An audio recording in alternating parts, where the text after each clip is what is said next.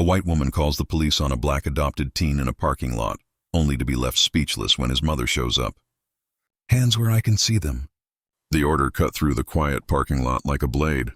13-year-old Jamal froze, his backpack sliding off his shoulder as a white woman in a polished SUV glared at him through her rolled-down window, phone pressed tightly to her ear. Yes, police. There's a suspicious black kid near the cars." "I think he's trying to break in." Jamal's heart sank. All he had been doing was waiting for his mom. But in under 10 minutes, everything would be different. The flashing lights, the suspicious glares, none of it would compare to the moment she arrived. And the woman who dialed the cops? She would never believe who Jamal's mother really was. Jamal had been adopted by the Thompsons at the age of 5. His mom, FBI Special Agent in Charge Rachel Thompson, had spent years preparing him to navigate a world that too often saw him as a danger. But today, he was nothing more than a kid waiting after soccer practice. The woman, Linda, had been eyeing him since he'd walked toward his mom's usual spot. When he stopped to tie his shoe, she barked, "Stay right there!" before stepping out of her car. "The police are on their way," Jamal's pulse thundered. He knew the routine. Stay calm, don't move, don't give anyone a reason. But this time felt different. The first patrol car pulled up and the officer approached carefully. Linda crossed her arms. "I saw him checking car doors." Jamal's voice shook. "I was only waiting for my mom." "Sure you were," she sneered. Then came a second cruiser.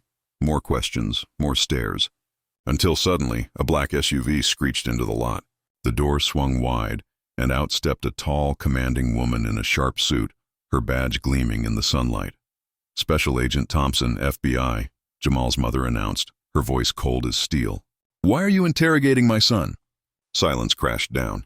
Linda's face drained of color. "He looked suspicious," she stammered. Rachel's gaze could have cut glass. "You called the police on a child for simply existing."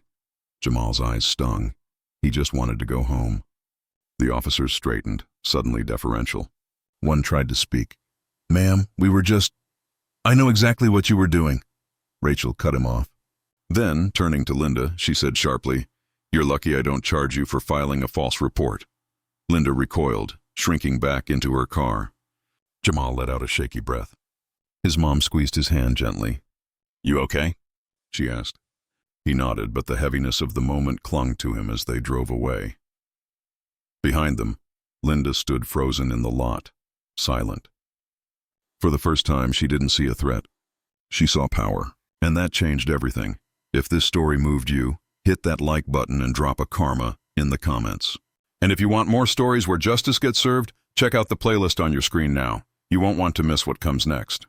Remember, real change begins with you, one smart choice at a time.